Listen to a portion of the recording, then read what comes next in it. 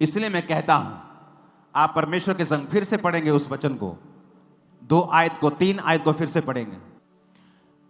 रूत ने नयोमी से कहा मुझे किसी खेत में जाने दे, 3 आयत को पढ़ेंगे। इसलिए वे जाकर एक खेत में लवने वालों के पीछे बीनने लगी। जिस खेत में वो संयोग से गई थी वो एलीमेलेक के कुटुंबी बोज का था, उसी के रिश्तेदार का था। बड़ी ये छूने वाली बात है कि वो कुछ नहीं जानती, लेकिन वहां पहुंच गई जहां परमेश्वर की योजना थी। उसने ढूंढा नहीं, कोई एफर्ट नहीं किया आकर कि सबसे पहले मैं अपनी सास के रिश्तेदारों को ढूंढूं। ऐसे होते हैं शारीरिक लोग जो अपने लाइफ की हर प्रॉब्लम का हल शारीरिक रूप से करना चाहते हैं कि चलो आते ही बोले सास तेरे रिश्तेदार कौन है बता, अच्छा ये तेरा रिश्तेदार, अच्छा ठीक है मैं हूं जाननी है, तैयार हो गए थे। वो तैयार होके वहां जा रही है कि उसकी निगाह मेरे पे पड़ जाए, मेरी शादी हो जाए। और मैंने देखा है ऐसे लोग विश्वासी भी हैं, और हर लाइफ थोड़े थोड़े दिनों के बाद, थोड़े थोड़े महीनों के बाद वो अपनी लाइफ में डिसअपॉइंट होते हैं, निराश होते रहते हैं। ओ अभी भी मेरी बात नहीं बनी, ओ अभी भी मेरे जीवन में यह काम नहीं हुआ। क्योंकि आप जो कुछ भी कर रहे हैं उसके पीछे शरीर का एफर्ट है, आत्मा का एफर्ट नहीं है। अगर आप वचन पढ़ें तो वचन में लिखा है कि परमेश्वर ने कहा आदम का अकेला रहना ठीक नहीं। आदम ने नहीं कहा हाय हाय मैं कल्ला ओए बचाओ मैनू प्रभु जी, ओ प्रभु जी कुछ करो, कुछ कर दे, क्यों नहीं पे कुछ। उसने कुछ नहीं कहा, वो अपने काम में बिजी है। खुदा ने जो काम दिया बिजी है। शाम को परमेश्वर आ रहा है, उसके साथ बात कर रहा है, सुबह वो अपनी अदन के बाग में बिजी है। प्रभु देख रहे हैं यार इसका कोई संगी चाहिए। आदम ने कुछ नहीं कहा, खुदा ने कहा। लेकिन आज का आदम क्या कर रहा है, वो परमेश्वर को बता रहा है तुझे मेरे जीवन में ऐसा करना चाहिए था, तुझे मेरे जीवन में ऐसा करना चाहिए था। आपको क्या लगता है कि आपको आपकी ज्यादा चिंता है कि परमेश्वर को चिंता है? इमेजिन करो आपका 3 साल का बेटा, आपकी 3 साल की 4 साल की बेटी आपके पास आके चिंता करने लगे कि आप ये बिजली का बिल कहां से चुकाएंगे, आप अगले महीने खाना कहां से लेके आएंगे। तो उसका बाप सोचेगा तू मूर्ख है क्या, तू अपना खेल, तो अपना काम कर, पढ़ चल, एंजॉय कर, मैं जानता हूं कैसे क्या करना है। उसी तरह से परमेश्वर है, जब हम अपने मसलों का हल शरीर से करना चाहते हैं। इमेजिन करो जब रूत वहां गई और सबसे पहले ढूंढती, अच्छा रिश्तेदार बता, सास तू मम्मी अपने रिश्तेदार बता कौन है जो मुझसे शादी कर सकता है। बेटा ये रिश्तेदार है, ये बोझ भी है, अच्छा ठीक है मैं तैयार होके जाती हूँ। फुल तैयार होके जा रही, फुल परफ्यूम शर्फ्यूम कपड़े शपड़े डाल के फुल तैयार होकर ही करके आगे आगे जा रही उसकी, यदि निगाह मेरे पे जाए तो मेरा ब्याह हो जाए। कभी भी बोझ की शादी उससे नहीं होती। अगर आप शरीर में उत्साहित हैं, ओ मेरी शादी, ओ मैंने देखे ऐसे लोग मसीह जीवन में क्रिश्चियन होते हुए भी उनको इतना ज्यादा है हाय हाय मेरा ब्याह, हाय मेरा वीजा, और जितना वो हाय हाय करते हैं उतना वो लेट होता है, और अगर हो जाए उतना ही अनफ्रूटफुल होता है। कितने मेरी बात को समझ रहे हैं? वहां पे जो पोजीशन समझनी बहुत जरूरी है, यहां स्पिरिचुअल पोजीशन, स्पिरिचुअल मैं कहां खड़ा हूंगा और मुझे कहां खड़े रहना है। ये सड़क पे से परमेश्वर जा रहे हैं और उस 12 साल की लहू बहने वाली औरत को चंगियाई चाहिए, तो वो यहां खड़ी होगी कि वो पिछले सड़क में खड़ी होगी? बोलो, यहीं खड़ी होगी कि नहीं? आत्मा में भी पोजीशंस हैं, आत्मा में भी लोकेशन है कि किस लोकेशन पे आप रहेंगे तो वहां पे ही आपकी हीलिंग होगी, वहीं पे बरकत आएगी, वहीं पे आशीष आएगी। अब रूत का ध्यान नहीं है शादी करने में, उसका ध्यान यह है कि जो कुछ हो गया ठीक है, मैं प्रार्थना करूंगी, सास के साथ रहूंगी, काम करूंगी, बस परमेश्वर मुझे मिल गया काफी है। यह उसकी लाइफ का मुद्दा बन चुका है। अगर नहीं होता तो आप जानते हैं जिस दिन वो सीला बीनने के लिए यानी फसल बीनने के लिए वहां पे गई, वो एक आम लेबरर थी, आम मजदूरों की तरह वहां पे गई थी। क्यों? क्योंकि जब उसने आकर बताया कि बोअज ने मुझसे बात की है, कि जब बोअज को उसके बारे में बताया गया तो बोअज ने उसकी प्रशंसा की कि तेरे बारे में मुझे सब बताया गया है कि तू अपने सास और खुदा के साथ तू वफादार रही है। अब ऐसा कर, तू जहां दिल करता है वहां तू बीन और जा और अपने लिए और अपनी सास के लिए इकट्ठा कर। अपने नौकरों को बता दिया, इसको रोकना मत, इसको तंग मत करना। उसने कहा जहां से ये लोग पानी पीते हैं तू भी वहीं से पानी पीना, और जब ये लोग खाना खाते तुम वही खाना। उसको फेवर दिया उसने, बोअज ने, जब उसको मालूम हुआ कि ये वफादार है। और उसने घर आके बताया कि मैं 22 लीटर आज अनाज लेके आई हूं। 22 लीटर अनाज उसको मिला एक दिन में। अगर वो 10-15 दिन भी लगातार जाती तो पूरे साल का अनाज इकट्ठा कर लेती। तो सास खुश थी, तो उसने सास को बताया कि मुझे बोअज मिला, और सास को मालूम था बोअज कौन है। तो उसने कहा बेटी अब तू जाएगी तो स्नान करके और तेल लगा के तैयार होके जा।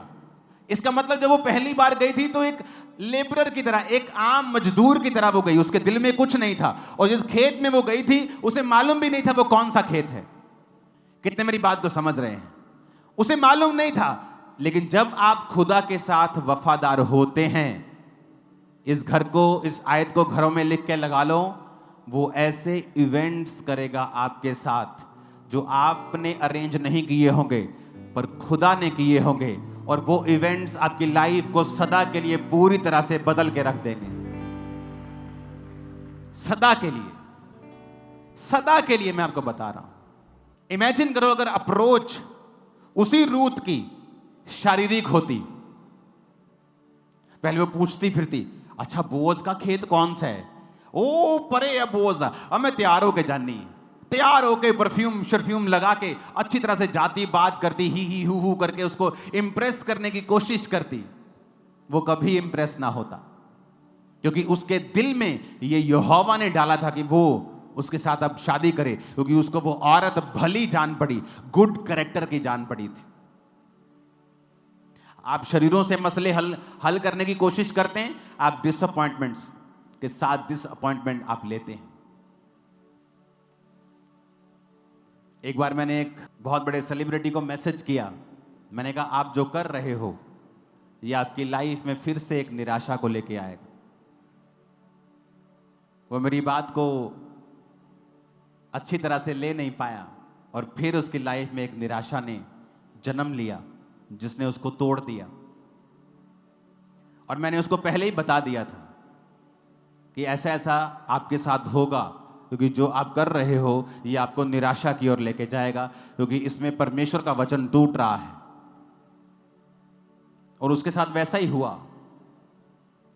उसके बाद थोड़े दिन उसने मुझसे बात नहीं की, क्योंकि लोगों को चाहिए कि वो उनका मनपसंद भविष्यवाणियां उनको दे, पर अगर आप लोगों को राइट वर्ड नहीं देंगे, आप प्रभु के साथ गद्दारी कर रहे हैं। लोग आए या जाएं, आपका वचन करेक्ट होना चाहिए। अब यहां पे, क्योंकि जब परमेश्वर का हाथ आपके सिर के ऊपर है, आप चूज ही वही करेंगे। वो रिश्तेदार जिसका कभी मूड नहीं बना आपकी हेल्प करने का, उसका मूड बन जाएगा। आप बोलेंगे ये तो मेरे को लाइक भी नहीं करता था। सडनली कुछ ऐसा होगा जो आपने एक्सपेक्ट नहीं किया होगा। आपकी फाइनेंशियल लाइफ में, स्पिरिचुअल लाइफ में, आपके बच्चों की लाइफ में। और सबसे बड़ा काम जो परमेश्वर आपकी लाइफ में करता है, जब आप खुदा के साथ सही चलते हैं, तो एक नोट कर लेना, वो आपके परिवार में होता है। सबसे बड़ा काम आपकी फैमिली में। बिगेस्ट मिरेकल्स आपकी फैमिली का जो स्वभाव है उसे परमेश्वर चेंज करना शुरू करता है। उत्पत्ति 39 उसकी 2 से 4 आयत को पढ़ेंगे। यूसुफ अपने मिस्री स्वामी के घर में रहता था और यहोवा उसके संग था, इसलिए वह भाग्यवान पुरुष हो गया। यूसुफ के स्वामी ने देखा कि यहोवा उसके संग रहता है और जो काम वह करता है यहोवा उसके हाथ से सफल कर देता है। उसके अनुग्रह की दृष्टि उस पर हुई और वह सेवा टहल करने के लिए नियुक्त किया गया, और उसके घर का अधिकारी बनके उसने सब कुछ अपने उसके हाथ में सौंप दिया। जब वो जेल में चला गया तो उत्पत्ति 39:21 में लिखा है, यहोवा यूसुफ के संग रहा, उस पर करुणा की और बंदी गृह के दरोगा के अनुग्रह की दृष्टि उस पर हुई। इसलिए बंदी गृह के दरोगा ने सब बंदियों को जो कारागार में यूसुफ के हाथ में सौंप दिया, और जो जो काम वो वहां करते थे यूसुफ की आज्ञा से होता था। यूसुफ के वश में जो कुछ था उसमें से बंदी गृह के दरोगा को कोई वस्तु देखनी ना पड़ती थी, क्योंकि यहोवा यूसुफ के साथ था। सब बोलो आमीन। अब यहां पर सेम एग्जाम्पल है। उसके भाइयों ने उसे गड्ढे में फेंका, फिर उठाकर बेच दिया। पर बात यह नहीं, आपकी लाइफ में मुसीबत कितनी बड़ी, बात यह है कि आप परमेश्वर आपके संग है कि नहीं। प्रभु उसके संग था। जिस घर में वो नौकर के रूप में गया, उस घर का अधिकारी बनने में उसे सालों नहीं महीनों लगे सिर्फ। क्यों? यहोवा उसके संग था। इसका मतलब क्या है कि वो वचन के संग चल रहा है। अगर आप व्यभिचार में हैं, इसका मतलब यहोवा आपके संग नहीं है, क्योंकि आपने वचन को तोड़ा है। अगर आप चोरी करते हैं, इसका मतलब आप परमेश्वर के संग नहीं हैं। अगर आप मूर्ति पूजा में हैं, आप प्रभु के संग नहीं हैं। आपके बहुत सारे ईश्वर परमेश्वर हैं, आप यहोवा के संग नहीं हैं। यहोवा आपके संग तब तक है जब तक आप परमेश्वर के वचन को जानते और मानते हैं। तो क्या लिखा? जो कुछ यूसुफ करता था, यहोवा उसको सफल करता था। आप प्रचारक हैं, विश्वासी हैं, कुछ भी हैं, अगर आपकी लाइफ में फेलियर्स आ रहे हैं, आप गलत दिशा में हैं। क्योंकि अगर आप यहोवा आपके संग है, कुछ लोगों की आदत होती, वो सेवा नहीं करते, सिर्फ निंदा करते हैं, फलाने की, ढमकाने की, वो वचन की, वो वचन, उन्हें तर्क वितर्क करने का रोग हो गया है। अगर आप उनकी जिंदगियों को पर्सनली जाके देखेंगे तो अपनी लाइफ में हर पहलू में फेल हो चुके हैं। सब तरफ से, सेवकाई, घर बाहर, सेहत, फाइनेंस, हर तरफ से वो फेल है। क्यों? उन्हें लगता है यहोवा उनके संग है। अगर यहोवा उनके संग होता तो वचन कहता है जो कुछ यूसुफ करता था वो सफल होता था। आज मैं बहुत से बिजनेस कर सकता हूं और सफल होकर करोड़ों कमा सकता हूं पर्सनल। मैं नहीं करता हूं क्योंकि मेरे पास समय नहीं है। मैं सेवा में अपने आप को दे चुका हूं पूरी तरह से। मैं काम भी वही करता हूं जिसमें मुझे टाइम ना देना पड़े। मैं अपना पूरा समय परमेश्वर को और प्रार्थना में और उपवास में दे सकूं। लेकिन अगर मैं कुछ करूंगा तो वो सफल होगा, क्योंकि परमेश्वर मेरे संग है, मुझे मालूम है। और जो कुछ मैंने किया है उसमें मैं सफल हुआ हूं, क्योंकि परमेश्वर मेरे संग है, मुझे मालूम है। प्रभु मेरे संग इसलिए है क्योंकि मैंने वचन को प्रैक्टिकली पूरा किया है। और वचन क्या कहता है?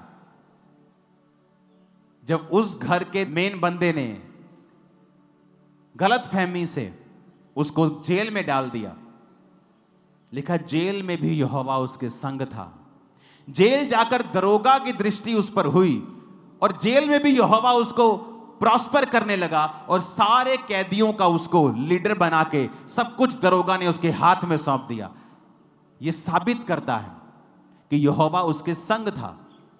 तो प्रॉब्लम यह नहीं है कि आपकी लाइफ में गरीबी है या आपकी लाइफ में संघर्ष है या आपकी लाइफ में किसी खास मसले के ऊपर आप तंग हैं। प्रॉब्लम यह है क्या यहोवा आपके संग है या नहीं। अगर तो वो आपके संग है, आप बड़ी से बड़ी मुसीबत को तोड़ के बाहर आ जाएं और आगे बढ़ेंगे। वो गरीबी का श्राप हो, बीमारी का श्राप हो, वो कुछ भी हो, क्या यहोवा आपके संग है या नहीं। वचन में लिखा है, न्यायों 2 उसकी 11 आयत पढ़ेंगे। यहोशू के मरने के बाद जब उनका कोई भी लीडर नहीं था तो लिखा इजरायली वो करने लगे जो यहोवा की दृष्टि में बुरा है और बाल नामक देवताओं की उपासना करने लगे। वे अपने पूर्वजों के परमेश्वर यहोवा को जो उन्हें मिस्र से निकाल लाया था त्याग कर प्राय देवताओं की उपासना करने लगे और उन्हें दंडवत किया और यहोवा को गुस्सा दिलाया। 14 आयत में लिखा है, इसलिए यहोवा का कोप इजराइलियों पर भड़का और उसने लुटेरों के हाथ में उन्हें कर दिया लुटेरे उन्हें लूटने लगे, उन्हें चारों ओर के शत्रुओं के परमेश्वर ने उन्हें अधीन कर दिया, वे अपने शत्रुओं के सामने ठहर ना सके। अब ध्यान से सुनना अगली आयत। मैं चाहता हूं मैं 1 2 3 करूं, आप इसे पूरी चर्च ऊंची आवाज में पढ़ो। 1 2 3। जहां कहीं वो बाहर जाते थे, अब बोलो ऊंची आवाज में, अपने पड़ोसी के कानों में भी बोलो, बोलो जहां कहीं। बोलो अपने पड़ोसी को। कोई लिखा है कि सिर्फ इस साइड या उस साइड? जहां कहीं, मतलब एनीवेयर। तुम्हारा दिल कर रहा है उठ के, चलो आज मैं अमेरिका चलता हूं, वहां पे काम बहुत है, डॉलर में कमाऊंगा। लिखा जहां कहीं वो बाहर जाते, यहोवा का हाथ उनकी बुराई करने में लगा रहता था। जैसे यहोवा ने उनसे कहा था और शपथ खाई थी, इस प्रकार वो बड़े संकट में पड़ गए। अब बात यहां पे है, जब वो परमेश्वर से मुड़ गए, जब तक तो यहोशू था, बल्ले बल्ले हो रही थी। जब यहोशू चला गया, 110 साल का होकर सो गया, मर गया, अब फिर से लिखा वो वही करने लगे। अब जब वही करने लगे तो लिखा जहां कहीं, जिधर कहीं वो बिजनेस करने जाते थे, वो काम करने जाते थे, नौकरी करने जाते थे, युद्ध लड़ने जाते थे, कमेटी डालते थे, वो मर जाती थी। कहता कुछ भी वो करते थे, यहोवा का हाथ उनकी बुराई करने में लगा रहता था। वो जहां कहीं चुन लें, इधर उधर कुछ चुन लें, उनका बुरा ही होता था। लोग बोलते हैं कई बार, मैं कुछ भी कर लूं मेरे साथ सही नहीं होता, मैं कुछ भी कर लूं मैं कभी फलवंत नहीं हुआ। कारण आप परमेश्वर से दूर हैं, ये है। लिखा परमेश्वर ने उन्हें शत्रुओं के अधीन कर दिया। फिर आप शैतान की अधीनगी में चले जाते हैं, शैतान के बंधनों के नीचे, डर के नीचे, बीमारियों के नीचे, कर्जे के नीचे, डिप्रेशन के नीचे। ये लिखा यहोवा का हाथ उनकी बुराई करने में लगा रहता था। और उधर नियोमी और रूत का केस देखो, जहां कहीं वो गई उस खेत की मालिक बन गई, दाऊद की परदादी बन गई, यीशु मसीह की रिश्तेदार बन गई। इससे बड़ी कोई स्टेटमेंट नहीं।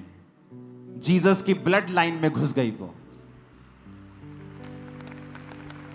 यीशु मसीह की रिश्तेदार बन गई। वो बताए ब्लड की रिश्तेदार, ब्लड लाइन में चली गई, जीसस क्राइस्ट की ब्लड की रिश्तेदार बन गई वो, क्योंकि वो दाऊद के कुल से पैदा हुआ। जब आप प्रभु के साथ सही चलेंगे ना, वो आपके लिए एक बड़ा काम करेगा।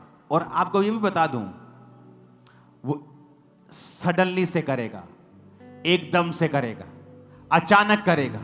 आंखें खुली रह जाएंगी, शैतान की भी, विरोधियों की भी, आपकी भी, कि खुदा ने आपके साथ क्या किया है और वो करने वाला है आपके साथ। आमीन खड़क के बजाओ एक बार, हालेलुया।